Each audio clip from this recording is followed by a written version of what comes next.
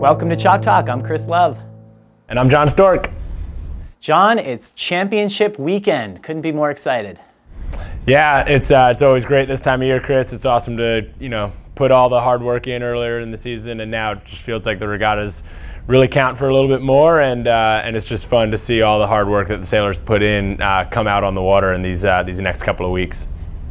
Well, today we're going to break down those results, looking ahead to the Atlantic Coast Championship in 2 weeks, and also looking ahead next week to the LaserPerformance Men's and Women's Single-Handed Championships. Have you ever wondered why it's so important to be a member of U.S. Sailing? We are all U.S. Sailing, from beginners to experts, from one-design sailors to offshore cruisers, and from instructor trainers to race officials. U.S. Sailing supports all types of sailors in countless ways.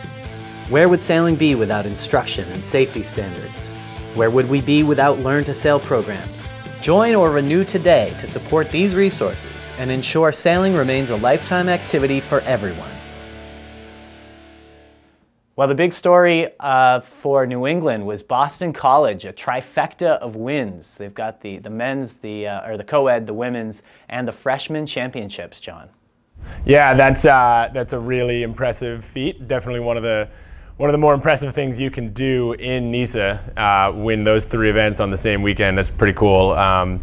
Obviously winning the Shell and the Urn on the same weekend is an awesome accomplishment, and something that the Eagles definitely deserve a lot of credit for. But when you win the freshman championship behind it, that just goes to show the kind of depth that the Eagles have. And maybe they had a little bit of a down year last year or something like that, but they certainly let everybody know that they're back as a true power after this past weekend.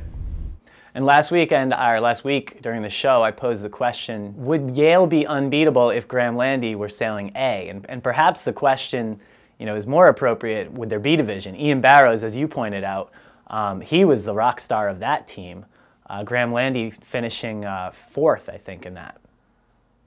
Yeah, I think Adam Roberts and I were pretty pleased to see that you were kind of put in your place. There is no such thing as a favorite. A lot of people probably would have said that Graham Landy and Ian Barrows sailing A and B for Yale, that was probably they were maybe unbeatable, but I think the Eagles definitely seemed like they didn't care. So that as long as there's other teams working really hard and they want to go and win those events, then they're going to keep trying to go and win those events, and they really don't care who the favorite is. Well, Boston College punches their ticket with the championship win. Yale finishes second. They'll be moving on, as well as Tufts, UVM, Dartmouth, Harvard, and Roger Williams with URI, Brown, and Boston University just outside those qualifying positions. They'll be facing off against the top 8 from Mesa and the top 3 from CESA. So moving down the coast, down to SUNY Maritime, hosting the War Memorial. Any surprises here, John? No, not really. I don't really think there were any surprises. I think we should. I think we owe the Hoyas and, most importantly, Nevin Snow a bit of an apology for ever doubting that they were the best team in Mesa. Fordham obviously has had a great fall season, and they continue to show that they're climbing into the ranks of a national power. But Nevin Snow is really having a tremendous fall season. And actually, I was unaware of this, but I looked it up this morning, and he actually hasn't lost a regatta this fall. He's sailed, I believe, 2 single-handed regattas and 3 dinghy regattas, and he's won every regatta he's been to. So that's no one else in the country has done that. So that's pretty impressive. And sailing with Katia da Silva this past weekend, she's an amazing crew, and so the two of them together, they had an amazing weekend. I believe they won 5 out of 8 races. And when you have 13 points in 8 races, it's that you're helping your team out in a big way. So hats off to Nevin and the Hoyas for an awesome weekend down at SUNY. Yeah, 5 race wins, 2 second places, and a 4th. It is a little bit alarming though, looking at NISA and Mesa closely within their conferences, but also looking at the national picture. Let's just look here. The top 8 places Top 8 places in Mesa: Georgetown, Fordham, SUNY, ODU, Navy, St. Mary's, Kings Point, and Hobart. But looking ahead to the ACCs, you compare these teams from NISA and Mesa. We touched upon this last week as well. Roger Williams picks up the last spot at NISA. Compare them to any of the 3 through 8 in Mesa, and I think we're going to see a big NISA presence in the top 10 come championship time. Yeah, I would have to agree with you, Chris. That's kind of been. We've had this argument on the show before, and it's been a debate for a long time. Who's better, Mesa or NISA, or maybe SASA and Pacific Coast. And the argument is always like, oh well, the top teams from a lot of conferences are all relatively similar. They can certainly hang with each other. There's no argument. Charleston, Stanford, Georgetown, they're just as good as the top teams in NISA. But there's no debate, I believe, that NISA is just deeper. If you look at the Shell this past weekend, go out of the qualifying positions, you move down the list, you'll find teams that did not qualify that have top 5s at major interconference regattas this fall, and you don't see that in any other conference. And more so, you have teams that qualified into the ACCs that maybe haven't had a top 8 finish at an interconference regatta this fall, and so yeah, there's a little bit of discrepancy, but.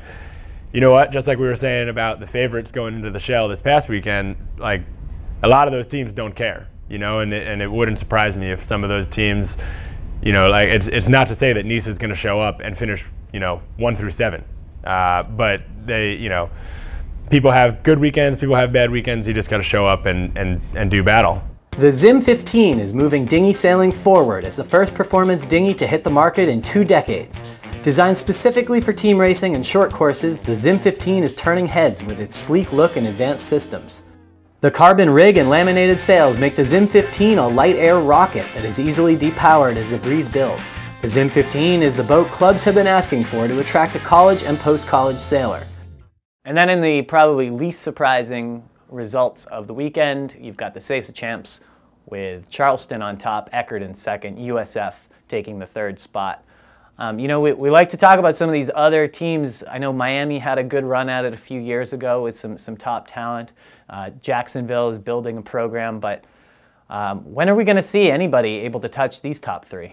Yeah, I think SASA's doing actually a pretty nice job. I think they, when you look at the infrastructure of that conference, there seems to be a rise of more professional type programs, and but I think they were a little bit behind on that in comparison to Mesa and NISA. But I think there's definitely a strong handful of coaches and program directors and people that are running programs down there that kind of get the big picture. And I think SASA is kind of on the climb. And I think that it won't be long before some more teams can mix it up with those 3 that have been kind of the staples of that conference for a very long time. But yeah. Yeah, and good to see here 12 teams attending that regatta, and nobody was a permanent last place, which is always good. So competition within the conference, we'll keep our eye on those guys. Lucky them sailing down at Eckerd, the only team I think in ICSA, or the only regatta who didn't face the freezing, frigid temperatures of November. It's cold here in the Choctaw set this week. I've got my jacket on. Yeah, they probably had a great time sailing at Eckerd. Eckerd's an awesome place to sail, and I know it was a lot of my friends, both at the Shell and the Urn this past weekend, used the word burly to describe the conditions. Specifically on Sunday, I know the breeze was gusting up into the 20s and maybe even 30 at the Shell up at UVM, and all the biggest crews were in, and I don't think the temperature got above about 38. So it was kind of a rugged weekend up in the North Country, but that's kind of part of the fun, and everybody now has a great story to tell their grandkids. Well, 2 more weekends they'll be showing down again in Coast Guard on the Thames River. for the Atlantic Coast Championship. We've got our 18 teams here, all the best names in college sailing, aside from maybe a couple on the West Coast who don't get the invite. Who's your favorite here? Who's going to take the Atlantic Coast Championship this year? Are you forcing me to make a prediction? Oh yeah, this is a tradition of Chalk Talk that we've been neglecting all season long. It's time to put your money where your mouth is here. Okay, forcing me to make a prediction. I gotta think what the conditions are like at Coast Guard. Coast Guard is a really tricky place to sail. I think in my coaching career in NISA, I got that venue figured out the least. There's just, there's a lot of tricky things going on with the current, and in each of the different wind directions, it kind of changes like what's more important, like breeze or current. So it's a really tricky place to sail. And I think, when you look at the handful of favorites, you got to look at, Charleston, Georgetown, Yale, BC, and I think the non-NISA teams might struggle, having just a little less experience at Coast Guard. I think Nevin Snow is going to have a great event, but as a team, they might not be my favorite to win the event. I think I might go with Yale. I think they might bounce back after not winning this past weekend. I think they might bounce back and get a big win. I think Ian Barrows really does well when the conditions are a little tricky. And if you look, like particularly last year at Co-Ed Nationals at St. Mary's, it was out of the north at St. Mary's. It's a really, really tricky place to sail. And it was basically 3 days of really tricky conditions. And by the end, he was well clear of everyone in B Division. And so I think he would be the reason why I would pick Yale. An obvious choice over the past couple of years, total dominance. But I was impressed this weekend. Raul Rios skippering in A Division, Will Bailey in B, with a big cast of support in terms of crews. I think Boston College is going to be right there and ultimately win the Atlantic Coast Championship this year. So BC is my pick over a very tight battle with Yale. Yeah, not a bad pick, BC.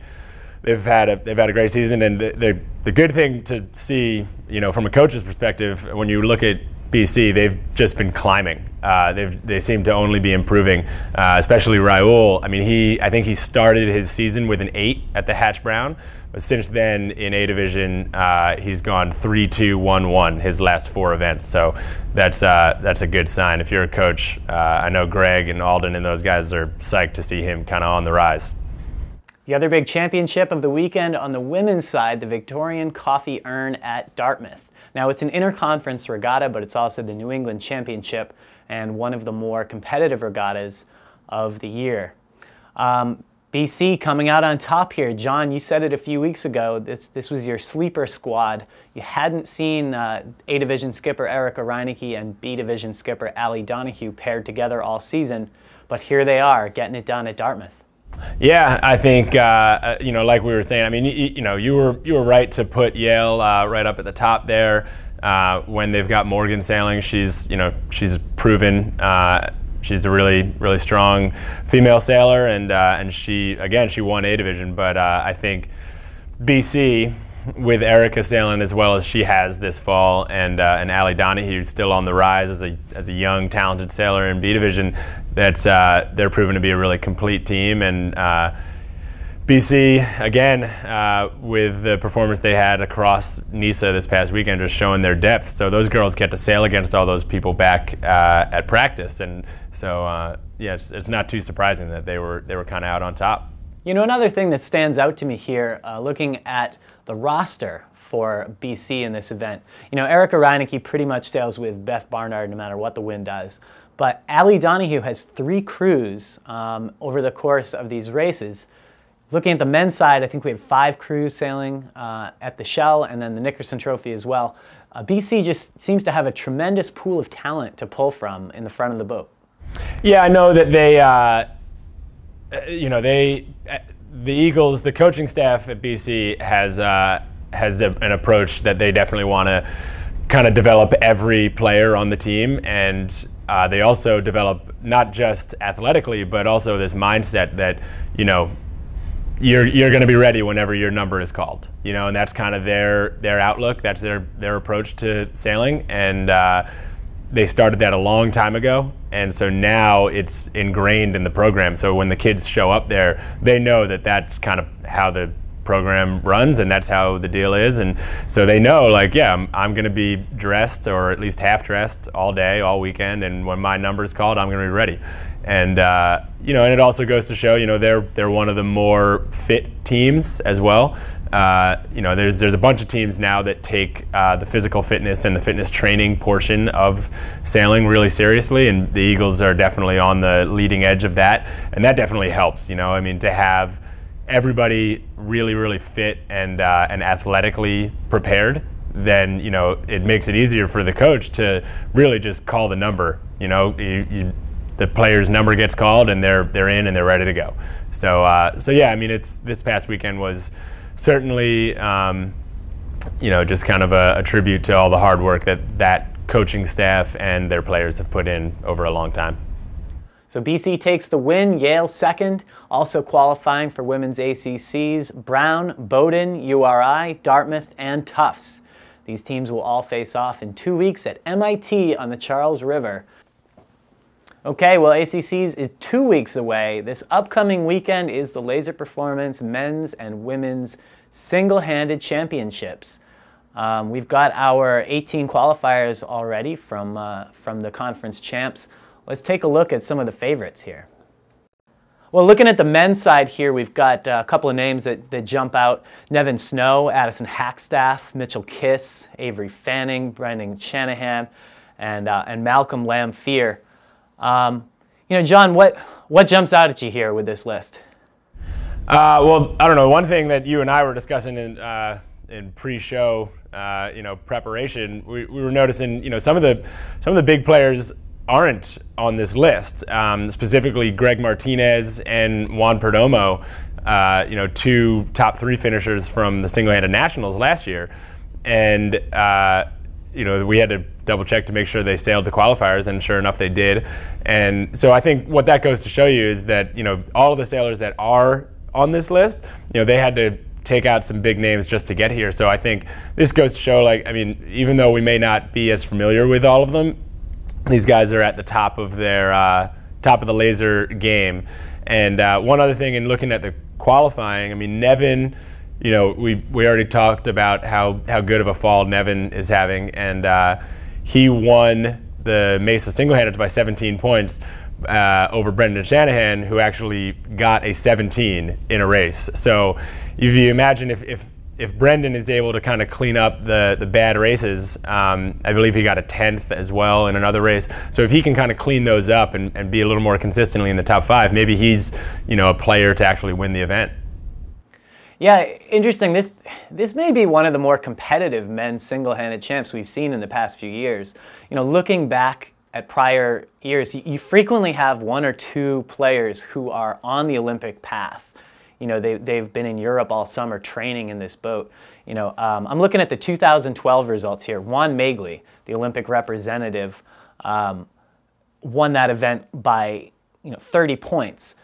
Behind him, Chris Barnard, Kieran Chung, Cam Coleman. These guys are all, you know, hardcore laser campaigners.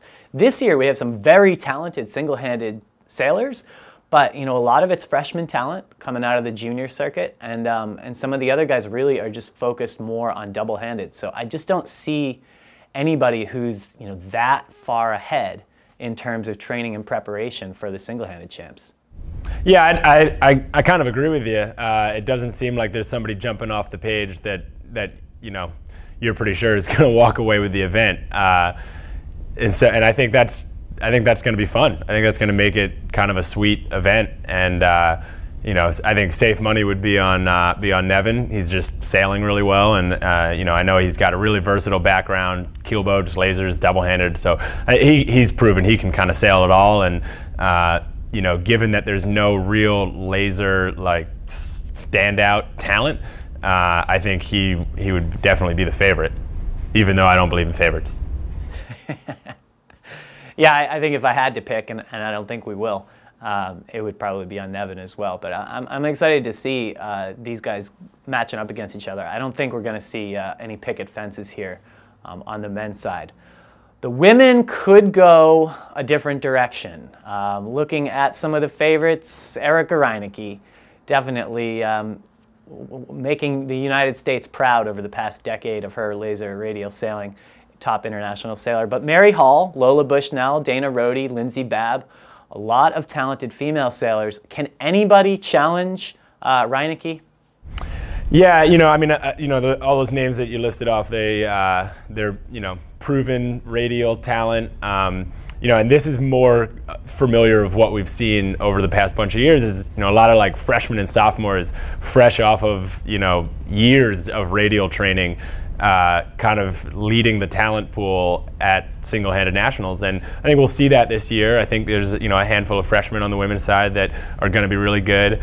But that said, none of them have the record that Erika has. Most recently, at the Santander ICF Worlds, she was 14th, nearly making the medal race. And none of the other girls have that, so it would be really, really tough. The one condition I'd say is, if it were really light, maybe Mary Hall's got a chance at beating Erika, but even that is going to be tough. Yeah, interesting that besides Erika Reineke, everybody else on this list, that we chose is a freshman. We see this every year. What is it about college sailing that seems to train the single-handed ability out of sailors? Yeah, I don't know. I mean, single-handed sailing is kind of a unique, it's not unique, it's just different, and it's a different form of sailing. It's a lot more boat speed specific, and you kind of sail it a little differently than you do, a collegiate 420 or FJ. And so, the freshmen are coming in with like, hundreds of hours of training only in that specific, aspect of the sport. And so then when, you start spending a little more time with your college teammates, learning how to pinch an FJ, it's understandable that some of your laser skill would kind of diminish.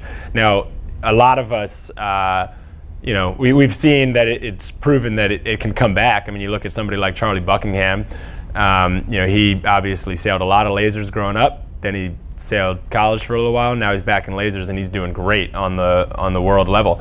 So, it's not necessarily that it's a bad thing, but it's just, they're doing something different for a couple of years, and it definitely makes for the freshmen to have kind of an advantage at these events. And one thing we haven't talked about here is the venue. This is going to be taking place in Bellingham, Washington, which I kind of have to imagine is a place where most of this top talent has not sailed before. Do we know anything about this this venue and if it's going to favor one type of sailor or another? Not really. All I know is that I want to go to Bellingham, Washington because it's really close to Mount Baker, which has like the highest annual snowfall of any American resort, even in Alaska. And they get like 600 inches annually. So Mount Baker is like really close to there, and that's all I know about Bellingham, Washington, basically. But it seems like an awesome place. And from what I hear, I mean, the sailing is great. It's like, the body of water is bigger than I think we expect, and I think it could be really, really good sailing and beautiful scenery. Okay, well, we'll be following that this weekend on TechScore, and the official website, if you want to visit, is 2014 singlehanded.collegesailing.org. That's going to do it for this week. Looking ahead to Singlehandeds this weekend, and John, I'll see you next week. Thanks, Chris. Good luck, everybody, this weekend, and thanks to Old Dominion University for letting me film in their classroom.